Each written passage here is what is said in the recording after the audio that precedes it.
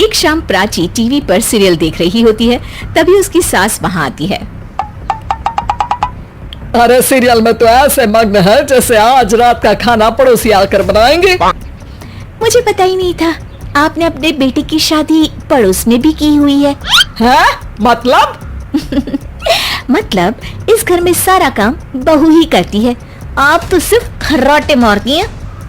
अच्छा जी, फिलहाल तो तुम आराम फरमा रही हो, चलो जाओ, ये मेरे टीवी देखने का समय है। आहा, इसीलिए मुझे भगाया जा रहा है। सॉरी, अब तो बिल्कुल नहीं जाऊंगी।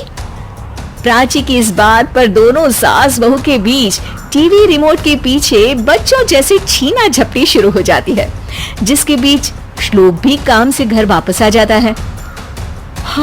आज मेरी चूहे बिल्ली की जोड़ी किस बात पर झगड़ रही है? अरे तेरे बीवी मुझे टीवी नहीं देखने दे रही। अरे तुम्हारी मम्मी मुझे खाना बनाने के लिए फोर्स कर रही है। अरे वाह, ऐसे बेतुके रीजन पर तो बच्चे भी झगड़ा नहीं करते। अरे मुझे कुछ मत बोल, सब इसने ही शुरू किया है। हाँ हाँ, जैसे आप तो बहुत दूध की धूली है ना। अरे बस दोनों चुप। प्राची जाओ, खाने की तैयारी करो। और माँ तुम छोड़ो, तुम्हें क्या बोलूं, शांति से अपना सीरियल देखो, मुझे दोबारा लड़ने की आवाज सुनाई नहीं देनी चाहिए।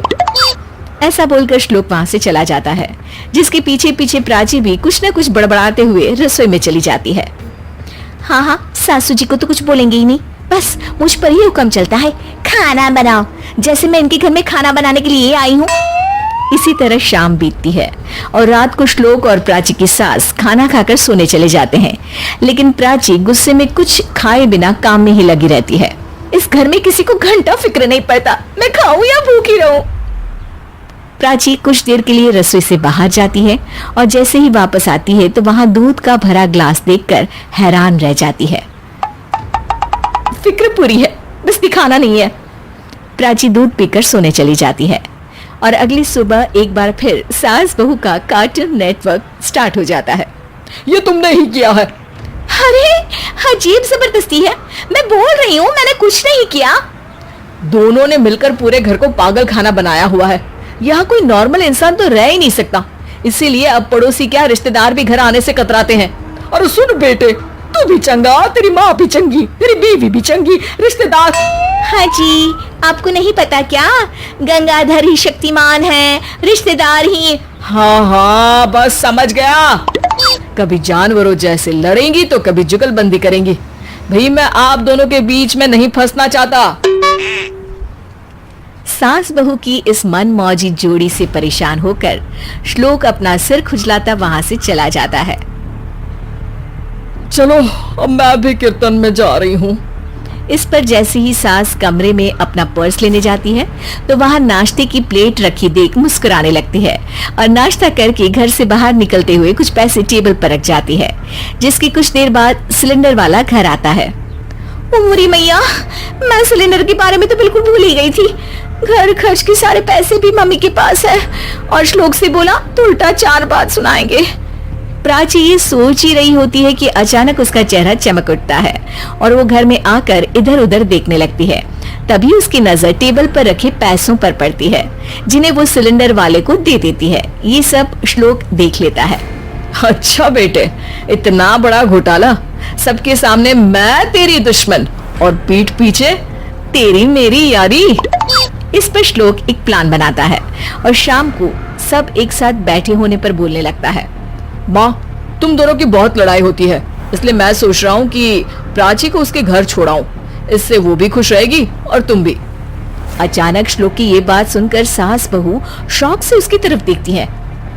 अरे ऐसे कैसे घर छोड़ाओगे, मुझे कहीं नहीं जाना। अरे तुमने बोला नहीं पर मैंने सुन लिया, तुम्हें मम्मी के साथ रहना अच्छा नहीं लगता, मुझे पता है। अरे वो हरे, जब बहू खुद कुछ काम बोले तो वो तुझे सुनता नहीं, और अब जो इसने बोला ही नहीं वो तू समझ गया। जब उसे नहीं जाना तो फिर जबरदस्ती क्यों कर रहा है? अच्छा, फिर आपको मौसी के घर छोड़ाता हूँ। बस अब आप दोनों एक घर में एक छत के नीचे नहीं रह सकती। मैं इस टॉम एंड जेरी की जोड़ी को और नहीं झेल सकता। है? ऐसे कैसे नहीं रह सकते? तुम्हें इतनी दिक्कत है तो तुम्हारा बोरिया बिस्तर पैक कर देती हूँ, लेकिन मम्मी जी कहीं नहीं जाएंगी। बिल्कुल यही सुनना था मुझे। अगर दोनों में इतना ही प्यार है फिर हर वक्त ये लड़ाई का नाटक क्यों करती हो? देखा मैंने कैसे माँ किचन में दूध रखती है और तुम उनके लिए कमरे में नाश्ता रखती हो, और कैसे वो पहले ही तुम्हारी दिक्कत समझकर घर में पैसे रखकर बाहर जाती है। अरे भाई, इतना ड्रामा तो डेली सोप में भी नहीं होता जितना तुम दोनों ने इस घर में फैलाया हुआ है।